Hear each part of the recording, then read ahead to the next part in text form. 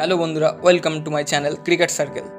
বাংলাদেশের বিরুদ্ধে ভারত একটা সহজ জয় ছিনিয়ে নিয়ে সেমিফাইনালের রাস্তাটা পাকা করল। ভারতের এই জয়টা প্রথমে এতটাও সহজ ছিল না, কারণ টসে হেরে গিয়ে প্রথম ব্যাট করতে আসা ভারতের ইনিংসটা দুই ওপেনার বিরাট কোহলি এবং রোহিত শর্মা ভালোই শুরু করেন। কিন্তু রানের গতি বাড়াতে গিয়ে সাকিবের বলে রোহিত শর্মার ক্যাচ আউট হয়ে ড্রেসিং রুমে ফিরে যান। তারপর ভারতের ব্যাটিংয়ের হাল ধরেন কিং কোহলি, কিন্তু তা বেশিক্ষণ স্থায়ী হয়নি, কারণ বাংলাদেশি বোলার তানজিম হাসান সাকিবের দুর্ধর্ষ বোলিংয়ের দৌলতে একই ওভারের মধ্যে ভারতের ব্যাটিং স্তম্ভ বিরাট কোহলি এবং সূর্যকুমার যাদবকে ড্রেসিং রুমের রাস্তাটা ধরতে হয়।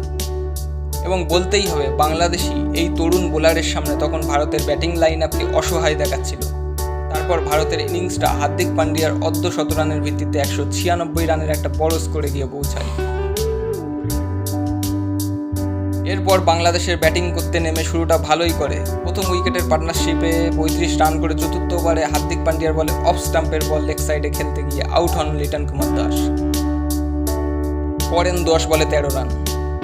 শান্ত এবং তানজিদ ইনিংসটাকে কিছুটা সামলানোর চেষ্টা করে, কিন্তু 10তম ওভারে কুলদীপ যাদবের বলে এলবিডব্লিউ হন তানজিদ।